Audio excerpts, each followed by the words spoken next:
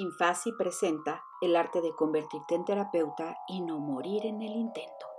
Revelaremos el camino del ser psicoterapeuta clínico con todo lo que no te enseñan en los libros para evitar aprenderlo a porrazos. Tips, anécdotas, mandamientos y recomendaciones.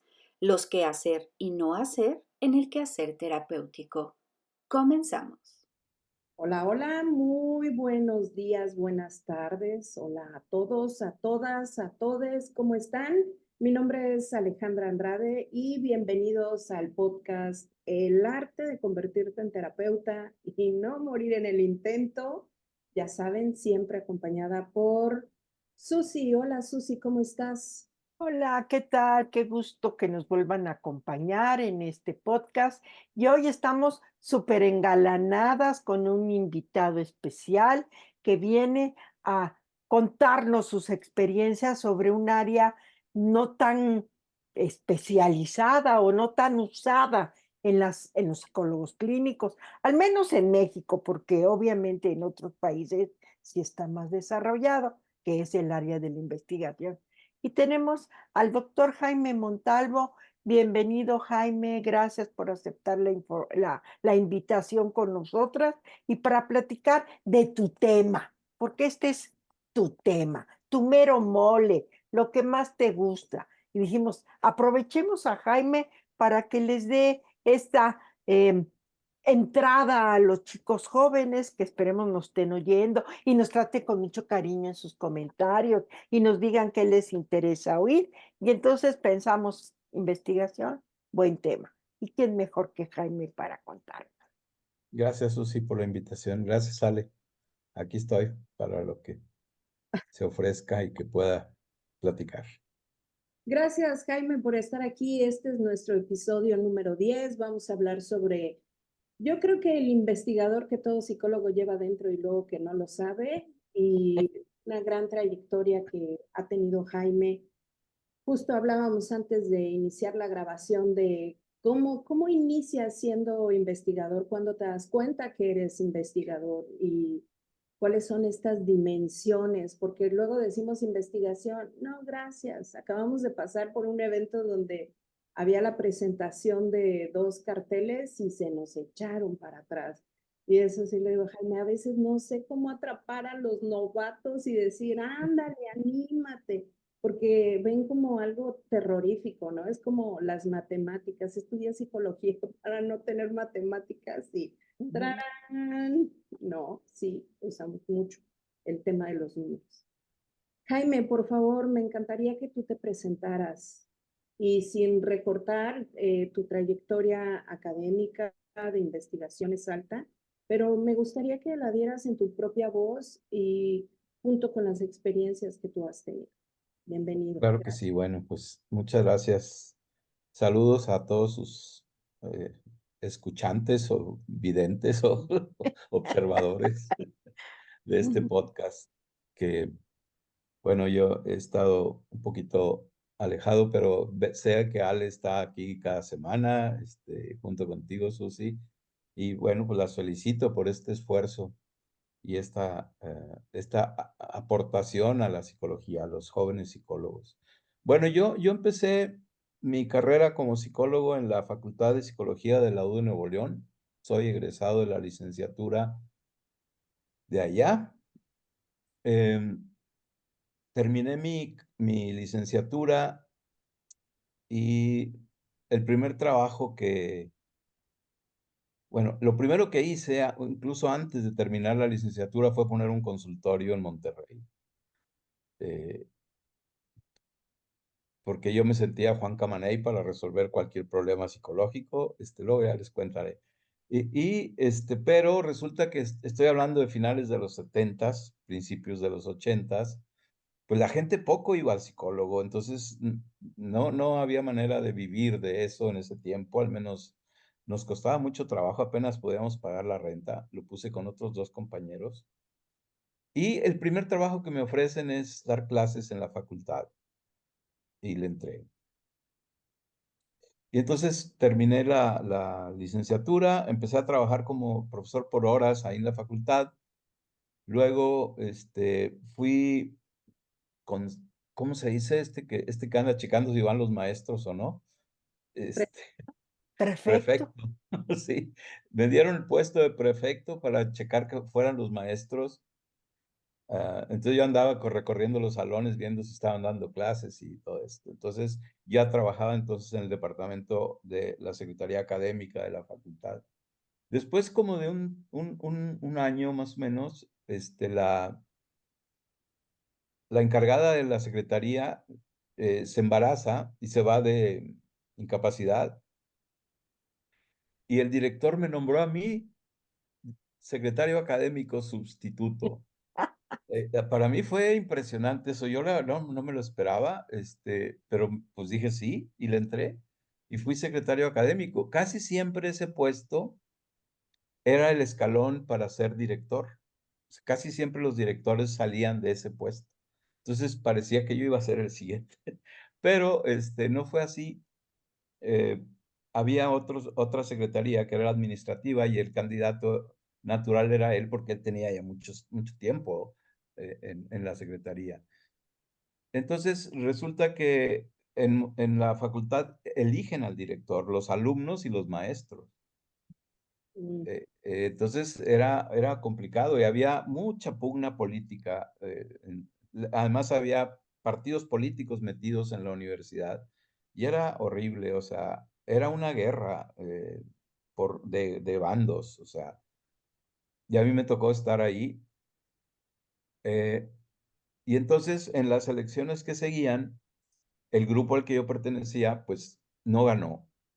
Nos ganaron porque ganaron estudiantes. O sea, los estudiantes votaron por nuestro contrincante, los maestros votaron por nosotros, pero nos ganaron por un grupo de alumnos, vamos a decir así.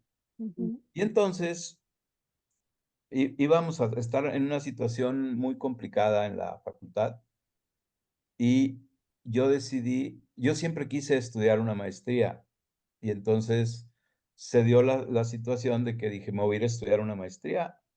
Yo era conductista radical en ese tiempo y podemos asociar esto de mi historia con la investigación, que es lo que me preguntaban, ¿no? Entonces, ¿cómo empecé yo a investigar? Yo empecé a investigar haciendo lo que un investigador hacía, es decir, colaborando con él. Más bien ella era una maestra que tuvimos que ella era maestra de primaria y psicóloga.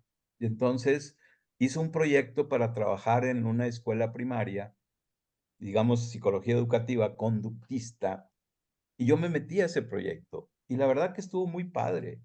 Trabajamos en la escuela primaria sacando, primero evaluando qué problemas había que pudiéramos intentar resolver, y lo hicimos.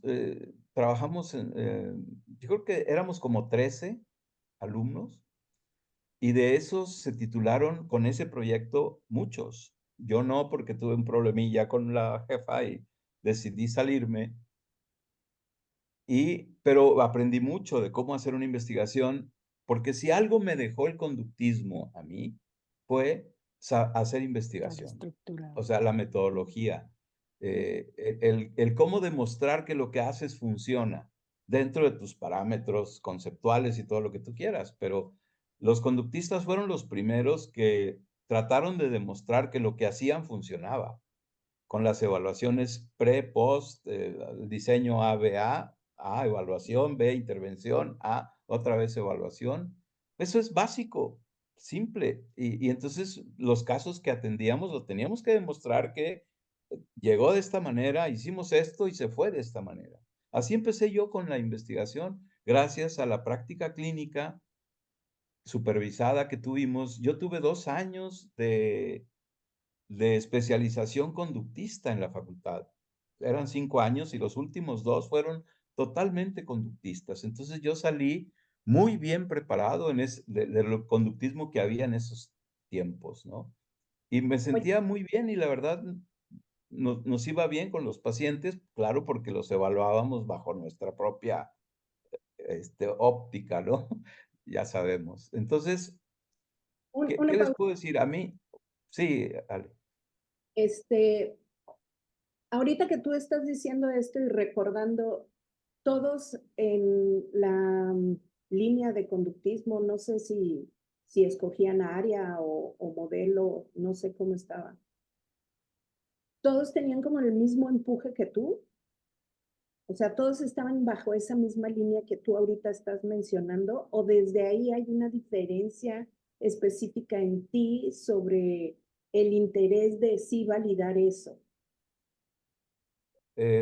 Yo creo que nos formaron más o menos igual y solo había dos opciones de titulación en la facultad, o examen general de conocimientos o tesis. Ujú. Entonces, esto también es muy importante para un joven que quiere investigar. ¿Cómo te titulas? O sea, si una facultad tiene esta opción de hacer tesis, es decir, de hacer investigación, es muy probable que ahí surja esta beta que traigas de hacer investigación. Los que no les interesaba, pues hacían examen general de conocimientos, se iban por la otra opción. Y yo sé que hay otras facultades o otras escuelas, sobre todo privadas, en las que no hay ni siquiera la opción de una tesis, se titulan bajo otras opciones en donde no hay manera de hacer investigación. Entonces, para mí esto fue el inicio de que lo que a mí me llamó la atención más fue demostrar que lo que yo hacía funcionaba. Y incluso, mi primera experiencia de demostrar que lo que yo hacía funcionaba fue un caso que tuvimos con un niño tartamudo. Lo atendimos una compañera y yo. Y entonces lo que hicimos fue evaluar cuántas veces tartamudeaba el niño leyendo durante 10 minutos, cuántas veces tartamudeaba el niño platicando durante 10 minutos, y así lo estuvimos evaluando unas 3, 4 sesiones, que eso se llama línea base. Entonces, el niño tartamudeaba, y todavía me acuerdo, entre 30 y 40 veces en 10 minutos. Y entonces luego diseñamos una intervención junto con nuestro supervisor de aquel tiempo, creo que era el maestro Carlos Bocanegra, y diseñamos una cajita con 2 focos, uno verde y uno rojo, y una chicharra que le oprimíamos y sonaba la chicharra. Entonces, con ese aparato, lo que hicimos con el niño fue, pues, éramos muy esquinerianos. Entonces, íbamos a alterar la consecuencia de la conducta, que era el tartamudeo. Entonces, si el niño tartamudeaba, nosotros oprimíamos la chicharra y se prendía el foco rojo. Si el niño estaba leyendo bien, estaba prendido el foco verde. Y con esa estrategia, el niño bajó impresionantemente el número de tartamudeos. A tal manera que llegó a 2 o 3, algo normal, casi todos tartamudeamos. Y entonces teníamos una gráfica bien bonita, ¿no? Acá los puntajes de la línea base y acá por abajo los puntajes de la intervención. Y luego dejamos de aplicar las consecuencias y se mantuvo. Eso es el ABA, Ujú. ABA, ABAA, otra vez. Entonces ese caso lo presenté en un Congreso Nacional de Estudiantes de Psicología, el primero que se hizo en el país, fue en Guadalajara, en un auditorio muy grande.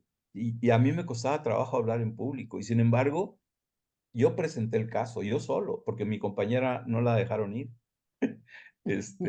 Y el director de ese tiempo, que fue el que después me dio la chamba de secretario académico, nos dio dinero para ir al evento. Y como yo iba solo, pues yo llevaba mucha lana, o sea, hasta le pagaba a los compañeros ahí, pues tenía que Pues, gastarlo, ¿no? Entonces, esa experiencia te hace reforzarte, para en términos conductistas, el ser investigador, porque tuve experiencias muy bonitas por eso.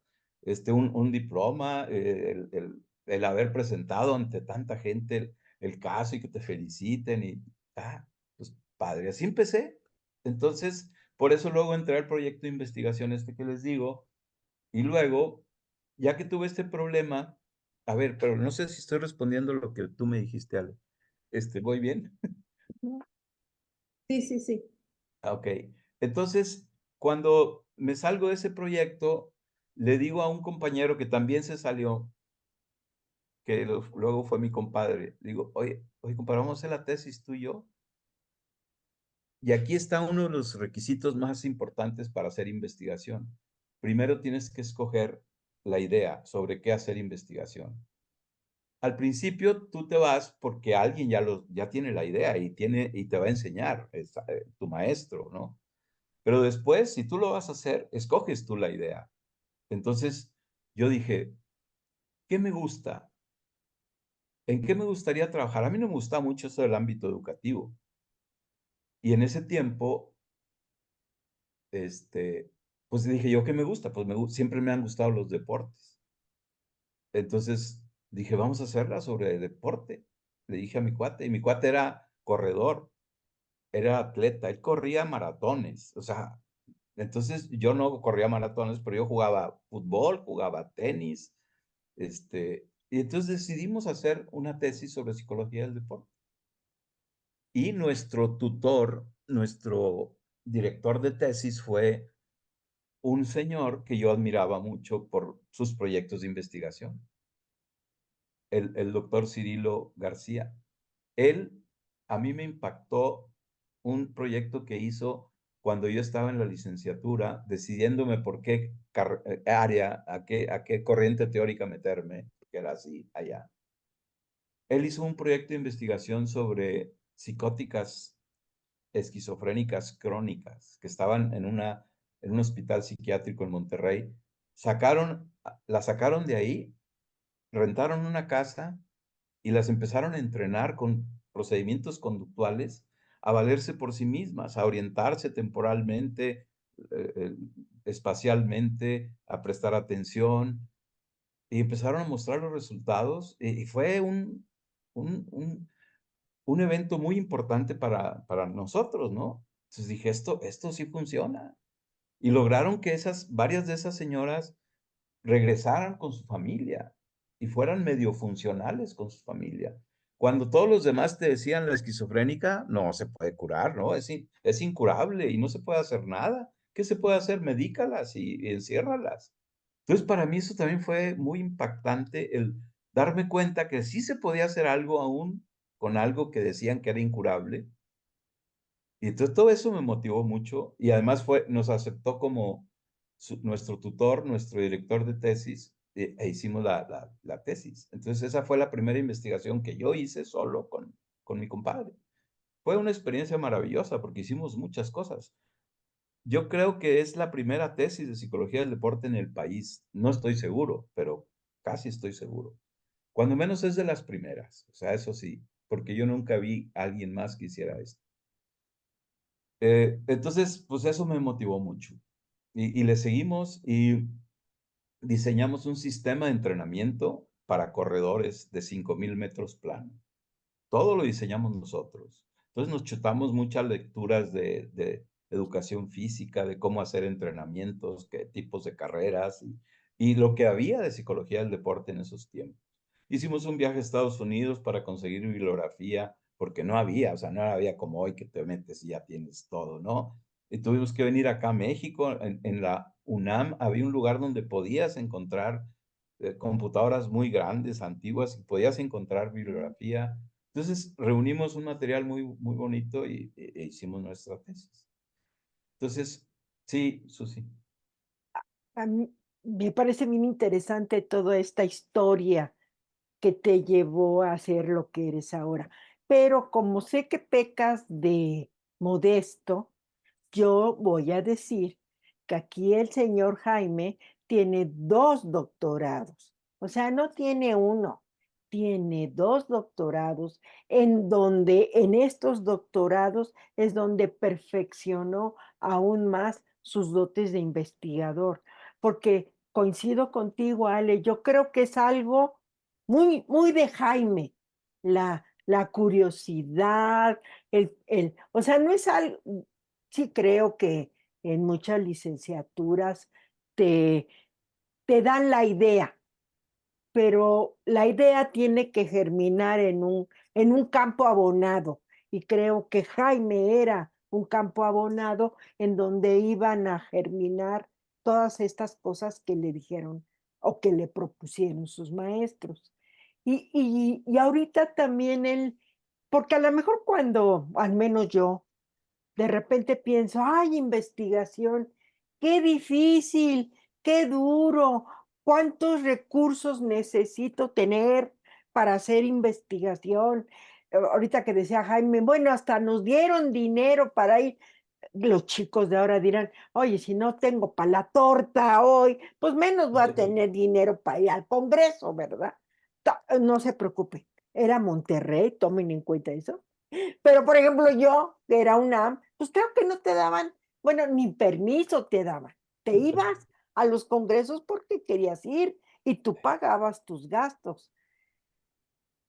A lo que voy es, creo que una de las grandes cosas que Jaime está subrayando y que espero que los chicos retomen es la idea de la investigación no necesariamente son 5,000 casos de México, de Oaxaca o de Chiapas, sino empezar por lo más simple, entre muchas comillas, como es los casos únicos, las historias de caso, que eso fue por donde oigo que Jaime empezó. Sí, Y creo así que es. todos empezamos por ahí. Eso es lo que la licenciatura te da. Si tienes la suerte de que haya un profesor que esté dedicado a la investigación, chance y te usa como mano de obra para que conozcas lo que ellos están haciendo.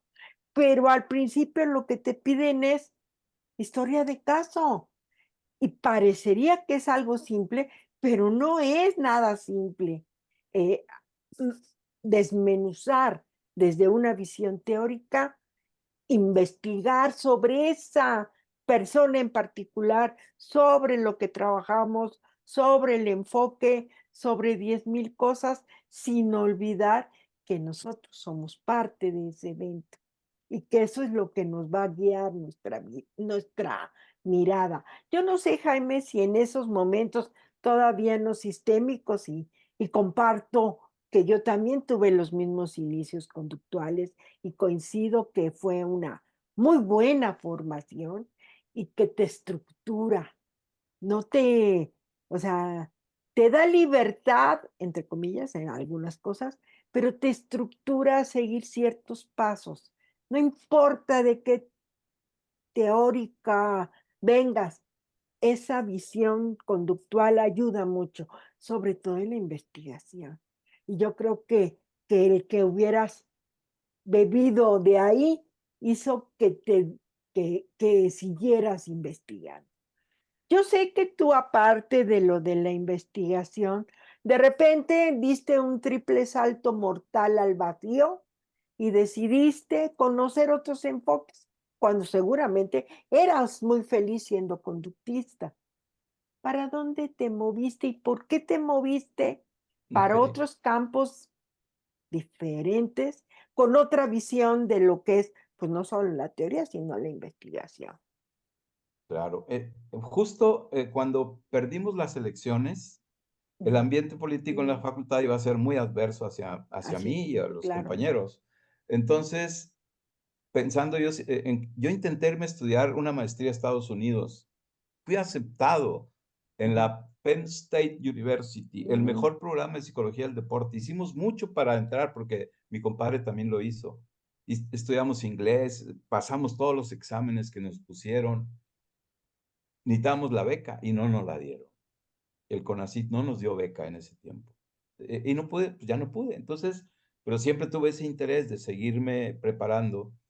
Y como estaba el ambiente así, le sugerimos al director que ganó que si nos daba permiso con goce de sueldo para irnos a estudiar una maestría a la UNAM. mm. Y así, junto con otros 2 compañeros, nos fuimos a estudiar la maestría en modificación de conducta a la FES Iztacala. ¿Por qué? Porque yo quería ser mejor terapeuta conductual, ¿no?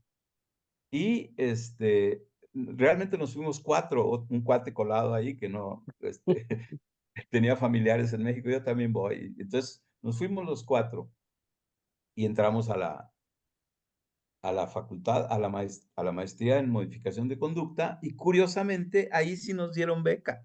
El CONACYT me dio beca. Entonces, yo tenía la beca de CONACYT y el El sueldo sueldo. de la U de Nuevo León. Entonces, me iba muy bien. Era Este, como yo. en términos económicos me iba muy bien. Ujú. Yo recuerdo que había personas que íbamos a las tiendas y se asombraban de que yo agarraba lo que fuera y no me fijaba en el precio y echaba al carrito. Ahora, ni ahora hago eso, pero en aquel tiempo, Eras muy pudiente, muy pudiente. sí, sí, era, no, no, qué bárbaro. Bueno, me iba muy bien. Entonces, entré a la maestría, ¿y qué me encuentro en la maestría? Pues tú los conociste, me encuentro a Rives, sobre todo a Rives, y La yo mera mata. admiraba a Rives, a Emilio Rives Iniesta. Ujú, Y resulta que Rives era un crítico acérrimo del conductismo que yo ujú, conocía, ujú. él y otros profesores. Todos. Entonces, me empezaron a mover el tapete epistemológicamente hablando, porque a mí no me importaban las críticas de otras corrientes, pero que un conductista que había escrito un libro que era súper conocido y hasta yo le hice la pregunta en una de las clases, oiga maestro, pero si usted hizo un libro y ahí dice esto y esto, dice, sí, pero cuando yo escribí ese libro estaba muy pendejo. Así. Ah, sí, y tenía razón. Y dije, no, bueno. Entonces, pues yo empecé a dudar de lo que estaba haciendo y empecé a buscar opciones. Para entonces, eh, ya, ya había encontrado unas horas en el área clínica de la FES Estacal. Gané un concurso y gané 17 horas, creo era. Y para entonces también ya había acabado la beca, ya había acabado el permiso con goce de sueldo, porque se suponía que debíamos de regresar y nunca regresé porque la situación allá seguía siendo difícil. Entonces, pues para mí fue muy, muy importante ganar esas 17 horas que permitieron seguir viviendo allá en Tlalnepantla. Ujú. Y empecé a trabajar como profesor por horas en la A UNAM. ver. Entonces yo me sentía muy bien. Dije, pues váyanse a la fregada los de la U de Nuevo León. Ya estoy en una universidad más fregona. Este, pero tú sabes que como profesor por horas no te pagan muy bien. Y entonces sí empecé a tener problemas económicos. Y entonces ya empecé a dudar de que lo que estaba haciendo, porque era en el área clínica, y tenía problemas económicos y no me titulaba. Empecé como en una crisis que yo le llamo una depresión epistemológica, este, porque empecé a dudar de las premisas conductistas, eh, de muchas cosas, y busqué opciones y me metí un rato con los interconductuales, Mm. ya sabes, que supuestamente Rives los lideraba. Rives nunca vio un paciente en su vida. En O su sea, vida. él no era terapeuta, él era Mm. un teórico y crítico pero no era terapeuta, pero sin embargo ahí los lideraba y estaban hechos camote, entonces tampoco me sirvió eso. Hasta que un día entré a un curso de terapia breve, que yo no sabía nada de eso. Y ahí, pues, tú sabes, creo que hasta tú entraste a ese curso, o al menos Ujú, Chayo también contó algo ujú, así. Un ujú. curso que iba a dar Mariblanca Moctezuma y llegó otra persona y dio el curso y Elena Fernández. Ujú, ahí me cambió todo el panorama. O ujú, sea, yo estuve a punto de dejar la psicología, estuve a punto de irme a Estados Unidos porque allá tengo primos que les iba muy re bien bien. manejando un mendigo camión, de volteo, y Ujú, les iba re bien a un tío, a mis primos, y yo dije, pues voy y me compro un camión y listo. Pero no, ujú, no, me encontré con Ericsson y eso cambió mi vida. O sea, fue otra cosa. Me tardé 8 años en titularme de la maestría porque andaba yo buscando el hilo negro y el agua tibia y después dije, ya, pues, ¿para qué eso ya? Sin embargo, entré al curso de ustedes, el primer curso de terapia familiar que se hacía en una universidad importante, ujú, pública, que fue Susi y otras dos compañeras. Y ahí, en una materia, en uno de los módulos de metodología, el maestro, que no recuerdo su nombre, dijo ujú, algo que para mí fue muy importante. Dijo, toda investigación es tautológica. Y aquí esto es muy importante que los jóvenes, es un cambio epistemológico pensar así. ¿Qué es tautológico? Es redundante. ujú, Detrás de esta frase está el aspecto epistemológico de que tú construyes la realidad.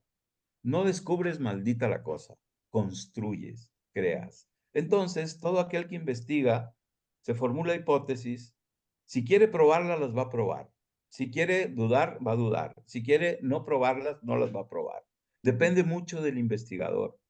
Entonces ya me quité esa idea de que el estímulo determina la respuesta o la consecuencia o el ambiente. No, eres tú. Ujú. Eres tú el que hace las cosas. Entonces, a mí me abrió un panorama impresionante. Dije, yo no tengo que descubrir nada. Voy a crear algo. ¿Qué sé? Sé esto y esto y esto. Empecé un nuevo proyecto de investigación. Lo terminé en 3 meses. Me titulé de la maestría Ujú. en modificación de conducta. Pero ya no pensando como conductista, epistemológicamente hablando, ya pensando como Erickson. Ujú. Para mí, Erickson fue un cambio dramático en mi Claro. vida. Porque a raíz de eso, pues me titulé de la maestría, gané una plaza de tiempo completo y todo dependía de mí, para mí. Entonces yo empecé a crecer en la UNAM Ujú. y llegué a ser profesor titular C, que ya no hay más arriba. Mm. Y pues como dices, hice 2 doctorados al mismo tiempo. Pues no tenía hijos. Este, entonces me dediqué a estudiar y como siempre he sido bueno para estudiar, o sea, yo no tengo bronca para estudiar algo y aprenderlo y ¿qué quieres? Pues te lo doy, o sea. Este, terminé los 2 doctorados, hice las 2 tesis, me titulé primero en el de la Ibero, que es un doctorado en investigación Investigación. psicológica, Ujú. y el de la UNAM, que fue en sociología, hice una tesis sobre machismo y estructura familiar, la Ujú. terminé, 4 sinodales me aprobaron mi tesis, me faltaban 3, pero para entonces ya estaba yo con Ale y teníamos ya una hija y me dediqué a mi hija en lugar de otro título, ¿no? Este, Hiciste bien, hiciste bien. sí. Fíjate qué Entonces, interesante, perdón que te sí, interrumpa, qué interesante cómo la vida, o sea, esta visión de uno construye tu vida, pero también construyes lo que quieres ver y construyes tus investigaciones y cómo conceptualizas y vives, en nuestro caso, lo psicológico. A mí me parece que esa parte es algo que cuando estamos jóvenes, como, pues porque estamos jóvenes, a lo mejor no lo vemos tan claro como lo podemos ver, al menos a mi edad. Pero cómo eso te determina para dónde vas y cómo todas estas experiencias de vida uno las conjunta y te permiten tener como investigador otros ojos para ver los eventos psicológicos. Porque el poderlos ver quizá ya más centrados en sistemas humanos, como que te permite abrir ese tema, que en México es algo, y ya lo habíamos comentado mucho contigo y con Ale, la investigación sistémica en México no es algo desarrollado o tan conocido. Quizá en parte por lo que dices, no se paga la investigación, no es algo que se pague en este país a menos que pertenezcas a una institución. No les digo, chicos, que no hagan, al contrario, les digo, hagan para que las instituciones vean la importancia de la investigación, porque nos permitiría generar mucho más conocimiento de lo que está pasando en nuestro país. Pero bueno, el poder abrir esa beta no explorada o no tan explorada, y ahorita me gustaría que tú nos comentaras, Jaime, si es así como lo estoy yo viendo, que no es algo muy manejado, que es algo que no sé por qué bueno, sí sé, porque la epistemología y la teoría parece ser algo diferente o parte de bases diferentes para aterrizar en la investigación. Entonces, a mí sí me gusta mucho todo esto que tú dices y que es algo que te he oído mucho sobre hay que investigar más en México y más sobre familia y más, yo digo, ¿verdad? Sobre pareja y más sobre los sistemas humanos. ¿Qué necesitamos, Jaime? ¿Qué necesitan estos jóvenes de ahora para meterse a ese mundo de la investigación? Ok, bueno, primero hay algo que quiero señalar que para mí fue un factor muy importante para hacer investigación, es decir, el cambiar la idea de que tú puedes crear realidades distintas a través de la investigación es clave, pero vas a Ujú. luchar contra todo un sistema que piensa Exacto. distinto. Eso va a ser difícil. Para mí fue difícil, pero, pero ¿cómo es que logras hacer algo de todas maneras? Bueno, primero pensando, o sea, una premisa epistemológica ericksoniana es, tienes recursos que no sabes que los tienes. Eso yo me lo creí. Y todo cambió. O Ujú. sea, yo no creía que podía ser creativo y sin embargo inventé una técnica de terapia familiar, inventé una técnica de terapia de pareja y empecé a ser creativo porque me lo dije, sí puedo. Ujú. Entonces eso fue un cambio drástico. Entonces me di permiso de hacer lo que se me antojara. Además, el ganar una plaza de tiempo completo en la UNAM te da Te da libertad. tiempo. Puedo investigar lo que sea. Nada más ten en cuenta quién te va a evaluar. Ujú. Eso es muy importante y para eso necesitas pensar sistémicamente. Es decir, el proyecto que yo haga de investigación, claro, al principio no funcionó porque yo me fui muy sistémico, fui muy drástico hacia lo sistémico, pues los que evalúan no son No es sistémicos un me sistema, rebotaban. Pero claro. después aprendí a usar su lenguaje Ujú. y ya me apoyaron mis proyectos. O sea, ahí sí hay dinero. A mí me apoyaron económicamente en muchos proyectos Mm. y también ganaba más de la mitad de mi sueldo por hacer eso, Investigar. como Ujú. ¿cómo se llaman estos? Estímulos, ¿no? Ujú. Entonces, y también si hubiera entrado al SNI, también hubiera ganado más dinero. Nunca pude entrar al SNI por estas cosas que digo. Ahí sí no pude convencer a nadie de los del SNI, porque son mafias, o Vacas sea, son sagradas son mafias vacas sagradas. de corrientes teóricas.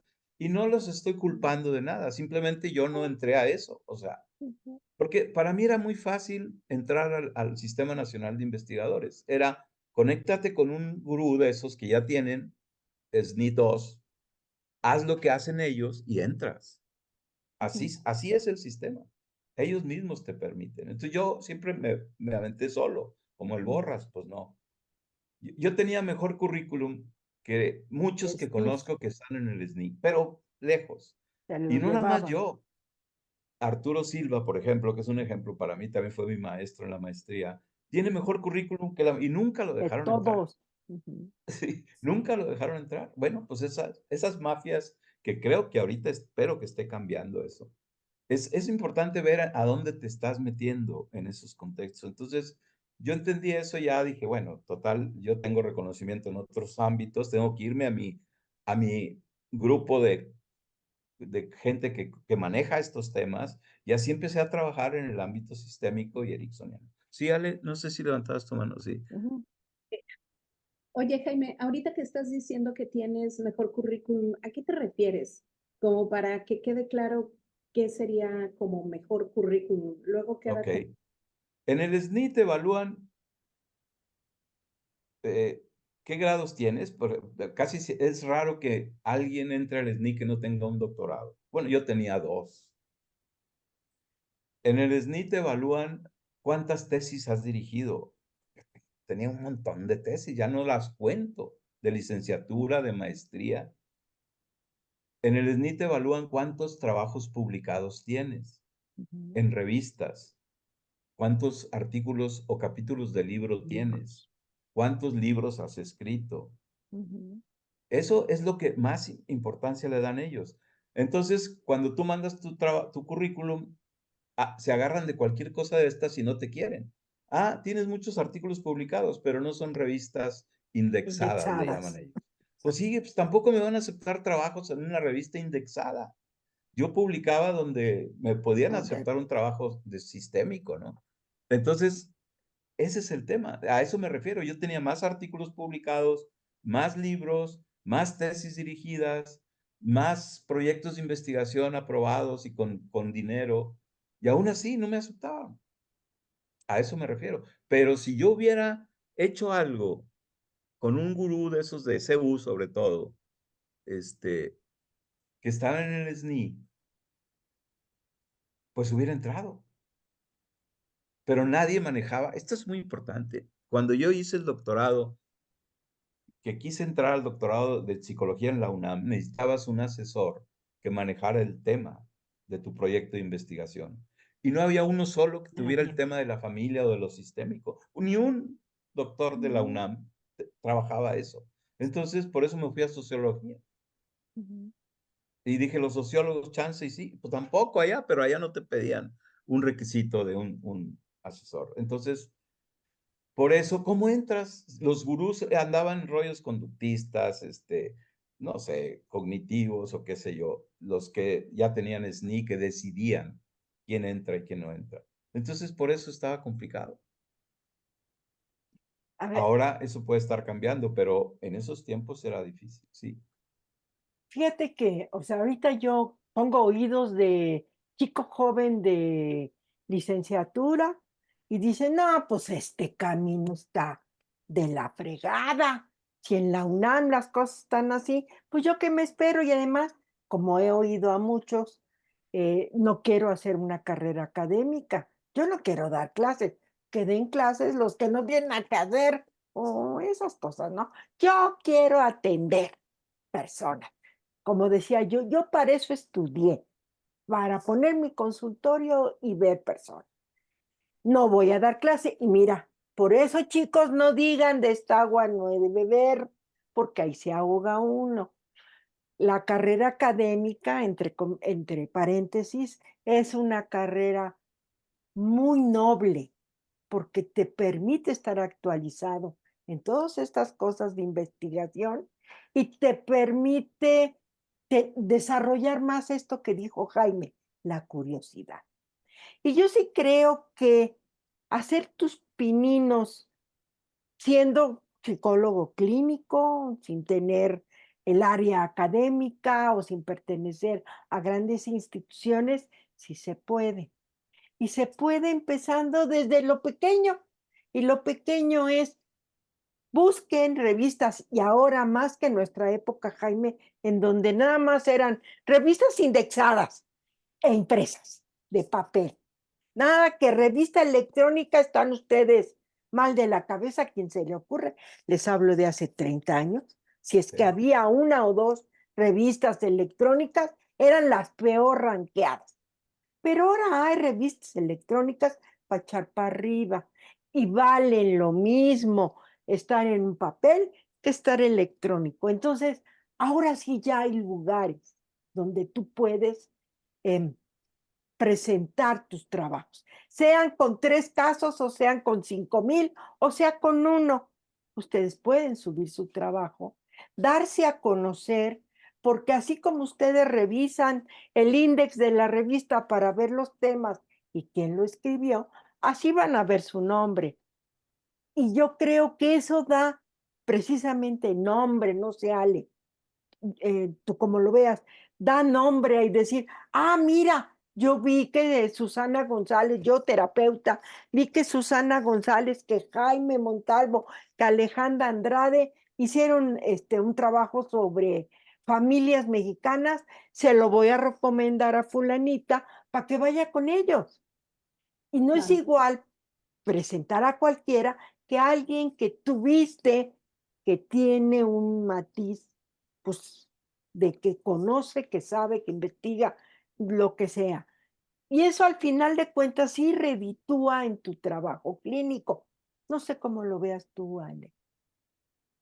Una de las cosas que yo aprendí mucho en la maestría, que ya fue cuando estaba dando el brinco, fue que como requisito teníamos que presentar una constancia de 2 publicaciones, ¿no? Y eso, créanlo o no, pues hace que muchas personas decidan no estudiarlo porque eso se ve como inalcanzable. Ujú. Recuerdo los problemas metodológicos que tuvimos que enfrentar. Yo tenía como equipo a Araceli. Entonces, hasta irlo a presentar, ¿no? De ir a Tlaxcala, en nuestro caso nos tocó.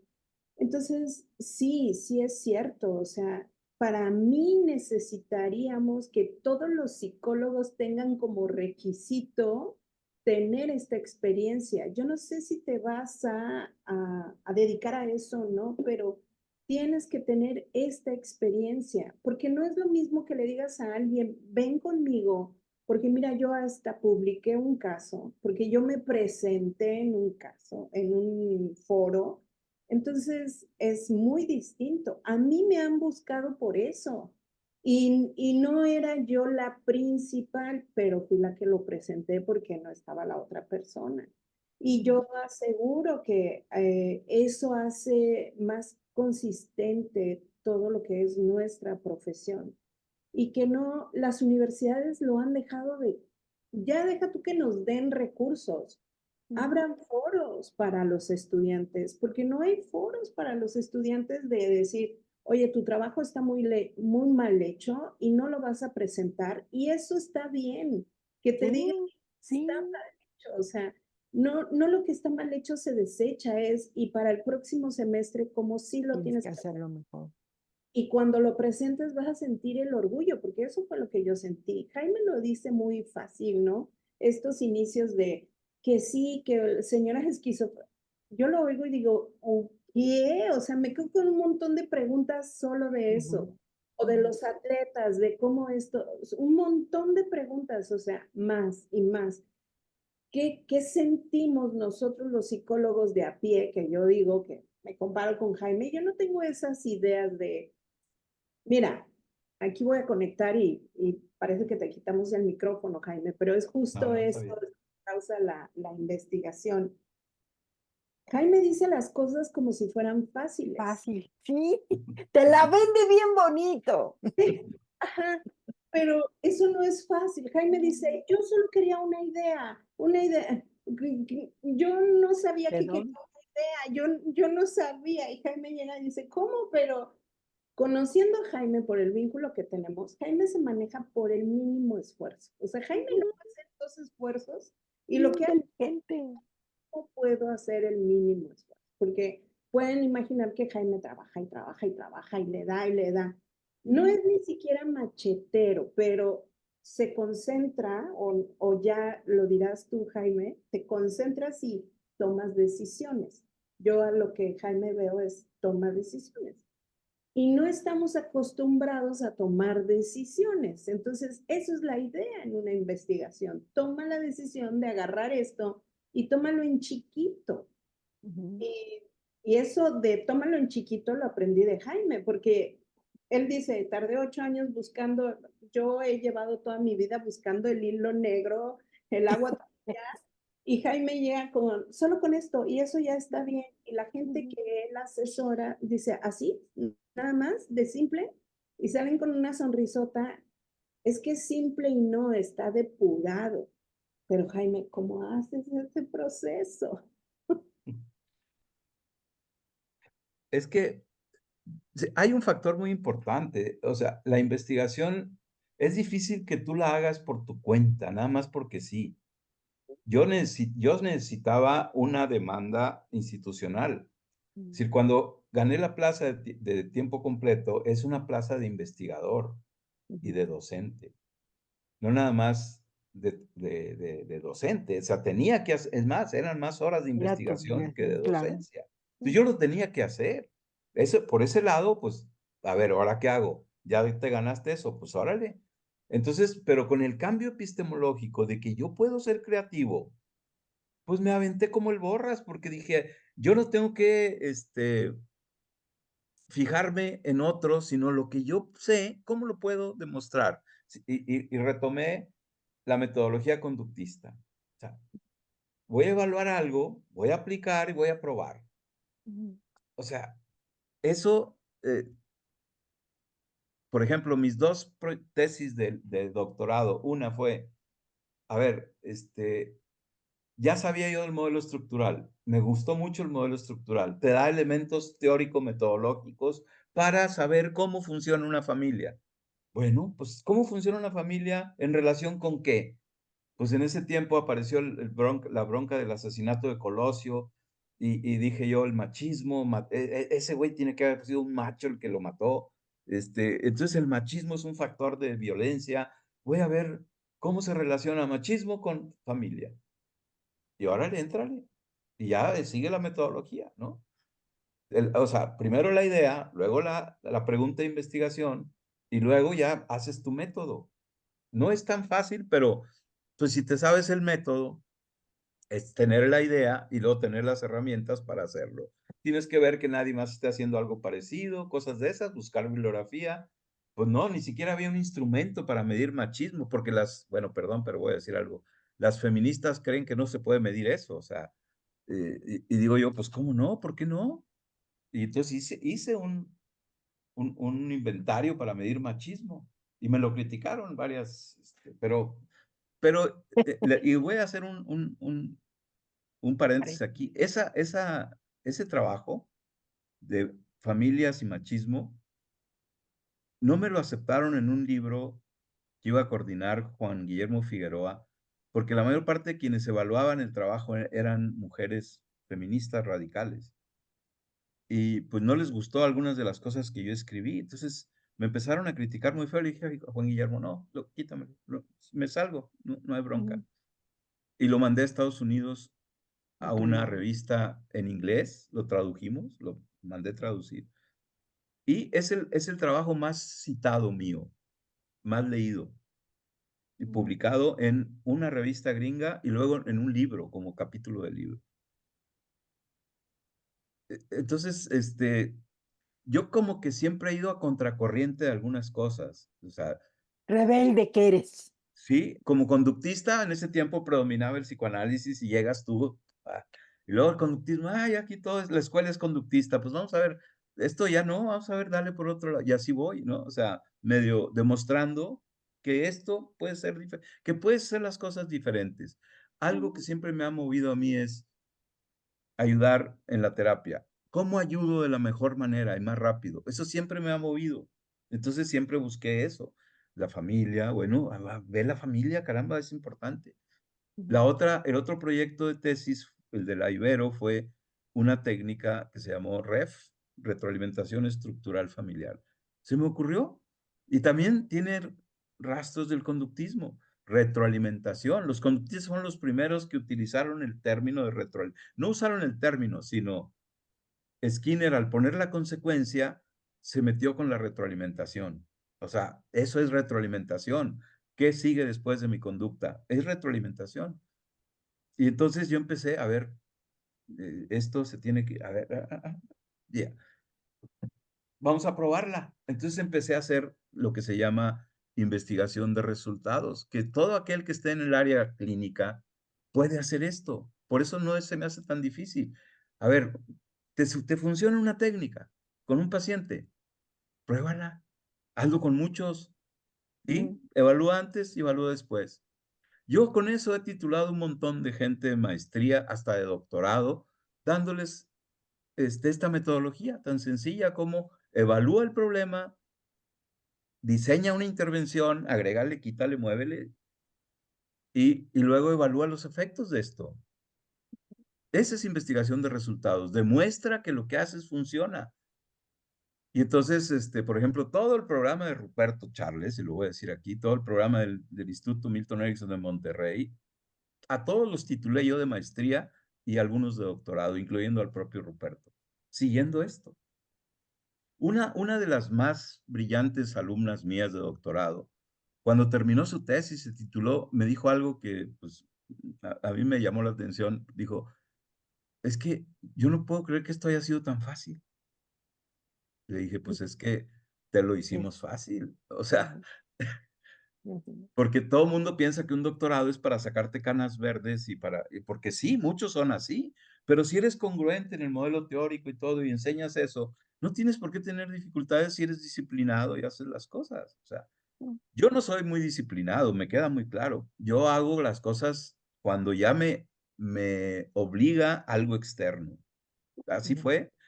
Que ya tengo que entregar el reporte anual, ¿no? Y yo Ujú. me había comprometido a hacer un artículo. Caray, todavía no lo hago. pues ponte a hacerlo y me paso toda una semana y lo hago, ¿no? O y así me titulé, por ejemplo. Ya cuando tenía todo, pues Alex me acompañó, vámonos a un hotel y me dediqué una semana a hacer mi tesis y la terminé. Así es como yo trabajaba, más con explosión, pero pues tenías que planear una idea, y luego ya, dale, para dar.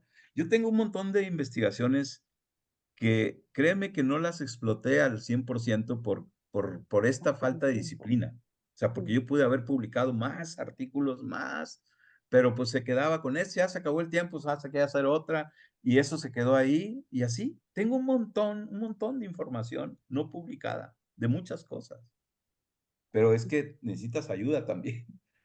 Oye, Jaime, ya con esto cierro, Ale, para que no digas, ay, estos cómo hablan.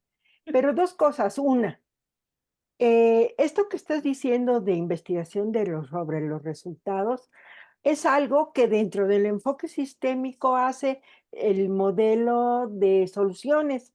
Hay una parte en donde ellos analizan y comparan su modelo con otros modelos en base a la eficacia y a la eficiencia y definen diferentes esos dos términos y lo hacen de una manera tan sencilla en donde demuestran que lo que hacen funciona en comparación a otros enfoques teóricos. Y a Sí. mí eso de verdad me abrió los ojos y creo que es algo de lo que tú haces, ¿no? Y sin conocer, porque tú lo hiciste antes, sin conocer del modelo de soluciones.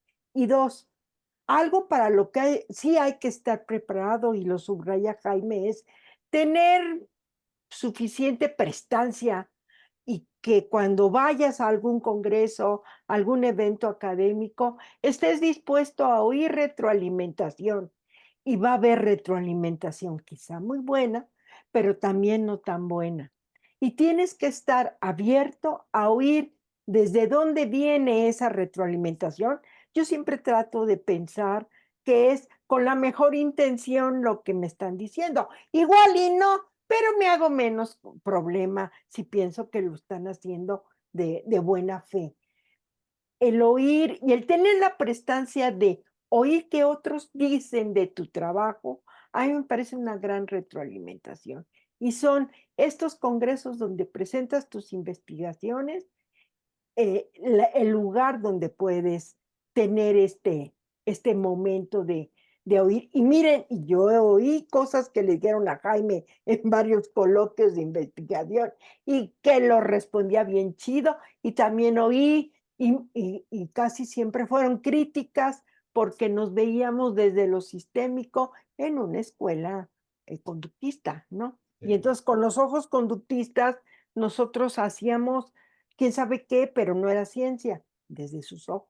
Y entonces nos tupieron a Jaime más, porque era más investigador que yo, pero ya hay que tener sonrisa y hay que decir, ok, es fulanito, piensa desde acá y yo retomo esto y esto lo tiro a la basura.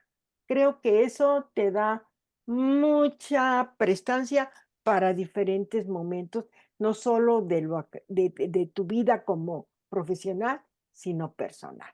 Y con esto me callo, Anita. Es que yo creo que esto da para más. Estoy casi segura que esto se quedó a la mitad y eso que ya nos aventamos más del tiempo. Y de ser así, yo creo que sería bueno que nos comenten si desean más o no. Yo me quedo siempre callada, Jaime, no importa cuánto tiempo tenga yo de conocerte y la relación. Cuando tú hablas de eso, siempre dices cosas que digo, ah, sí es cierto, es como libros que yo leo y no me canso de releer porque siempre como que Aprende. el tema de la investigación, yo siempre he dicho, Jaime y yo somos buena pareja en esto, porque él es como Ciro Loca, ¿no? La gente que jala ideas, que jala eso, y yo hago que suceda.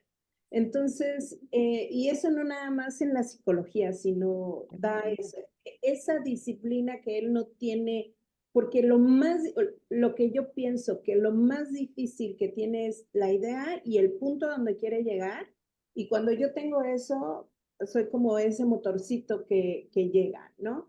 Ujú. Y si tú me dices, ¿a dónde quieres llegar? Pues a donde nos dé la gasolina si no tengo un punto muy claro. Creo, Jaime, que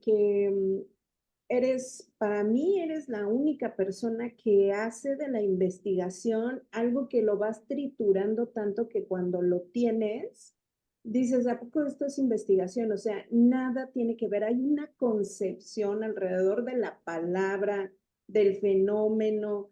eh, Esto de una investigadora es así como, ¿y será tan buena? Un investigador hombre es así de wow, ¿no? Y uno le rinde pleitesía, yo los veo. Y poca gente que alcanza el nivel que tú tienes se dedica a compartírselo y tú lo tienes. O sea, siempre les digo, oigan, si ustedes quieren investigar, háblenme Jaime, es que Jaime va a hacer que tú brilles. Y es así de, ay, no, ¿cómo crees? El Y doctor. Ujú. sí, no, sí, es que va a ser complicado y no, y cuando Jaime se sienta de, a ver, yo te espero, escríbelo. Y así de, ¿cómo? ¿Lo tengo que escribir? Sí, porque ni siquiera es qué hace Jaime, qué te dice Jaime, es qué hace que hagas. Esa es la diferencia y ponte a hacer tu planteamiento, tus objetivos, tal. Y el segundo punto es, no sé, Jaime, si estos sean como gotas de humildad o qué te pasa que no reconoces, o sea, que no te veo presumiendo eso. Y esto no es como para que deberías de presumirlo, no te lo digo por eso, sino ¿cómo le haces? Porque siendo hombre de una generación, tú podrías estar como tan presumido, tan egocéntrico y no lo eres, lo cual yo siempre he admirado de ti, te lo he dicho muchas veces. Este, para finalizar, ¿podrías responder eso? Y yo creo que sí nos quedamos para una segunda parte porque falta mucho, yo lo sé. Sí, bueno, no sé cómo responder eso, pero hay tres cosas, tres premios que yo gané y que me dieron mucha satisfacción. Uno fue el Lince de Oro en la UVM como docente, Ujú. con el mejor profesor del campus. O sea, El eh, campus. cuando yo no quería ser docente, eso nunca fue mi meta, ni mi objetivo, ni Ujú. nada. Entonces, eso demuestra esto que les decía, de que tienes recursos que no sabes que tienes hasta que el contexto te exige que los saques. Eso para mí es muy importante. El segundo, el reconocimiento de la U de Nuevo León a la excelencia profesional, a toda mi carrera, fue maravilloso. Fueron mis hijos, fue padrísimo. Y para mí el más importante es la medalla Milton Erickson, porque Erickson para mí es el gurú, o sea, y que te den ese premio y te lo dan compañeros, o sea, no me lo dio una institución o una persona, me lo dio un grupo de gente que son un colegio de psicólogos y soy el primero, entonces aquí estoy presumiendo, soy el primero que recibe esa medalla que no tiene un instituto Milton Erickson. Ujú.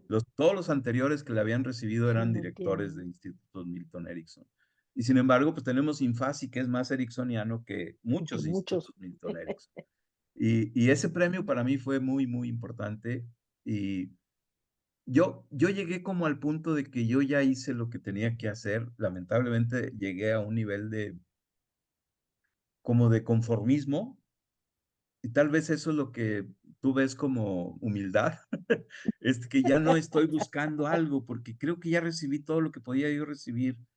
Si acaso me quedó algo pendiente es no haber entrado al SNI, pero me queda claro por qué no entré. Es decir, no fue por falta de capacidad ni de trabajo hecho, sino porque no le entré a sus corrientes, a sus grupos.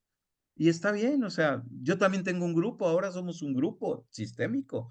Y entonces ya está Arnoldo, por ejemplo, en el SNI, y espero que lleguen otros, y entonces ahí puede empezar un grupo Bien. diferente. Eso tal vez sería algo padre que me gustaría ver, que más investigadores de familia sistémicos entraran al SNI y que esto repercutiera en políticas públicas en torno a la familia, a la pareja, al individuo desde un punto de vista sistémico. Eso me gustaría mucho que un día lo viéramos. Que impactáramos en la SEP, que impactáramos en el DIF, que impactáramos pues, ¿en qué más? Sí, en esas dos, en los programas de salud, en el sistema de salud, creo que tenemos mucho por hacer como psicólogos desde este enfoque, desde estos enfoques, y que no lo hacemos porque hay rechazo, porque no nos conocen o por muchas otras razones. Entonces es como una tarea pendiente que tenemos todos nosotros. Podemos impactar a más gente de manera positiva y rápida y eficaz, pero necesitamos abrir esos caminos. Por eso la formación, pues, llevamos 21 generaciones en INFASI, pero es un pequeño esfuerzo, o sea, muy chiquito. Creo que eso es lo que nos falta y eso de la falta o la falta de reconocerme a mí mismo es porque yo llegué a un nivel de que tal vez siguiendo un patrón familiar de mi papá, de que ya me quería yo retirar, ya no quiero, o sea, ya quisiera estar recibiendo un reconocimiento económico por eso, pero no lo estoy recibiendo. Eso no me gusta. O sea, me gustaría mucho eso, pero no lo hay. O sea, Ujú. no lo hay. Tienes que generarlo tú. No podemos depender de otras instancias. Y bueno, esperemos generarlo de alguna forma. Creo que todavía tenemos, ustedes están más, bueno, todavía podemos hacer muchas Ale. cosas. Están más jóvenes. No, pues tú también, Susi. Podemos hacer muchas cosas. Esta idea de hacer un lugar acá en esta zona de atención psicológica, emocional a gente con con lo que sabemos nosotros, sería maravilloso poderlo hacer y vivir de eso, o sea, sería padre. Pues muchas gracias por el espacio. Mucho en el Este, tintero, Jaime. Vas a aquí estar estoy. otra vez aquí hablando de lo mismo. Sí, por favor, muchísimas gracias. Creo que nos abres los ojos a muchos ya no tan jóvenes y a toda la muchachada que seguramente nos está oyendo y que seguramente te mandará hartos mensajes y preguntas sobre cómo iniciarse en el mundo de la investigación. Muchas gracias, Jaime. No, al contrario, Susi. Gracias. Gracias, infinitas gracias a todos los que nos prestaron su escucha, su atención, sus oídos.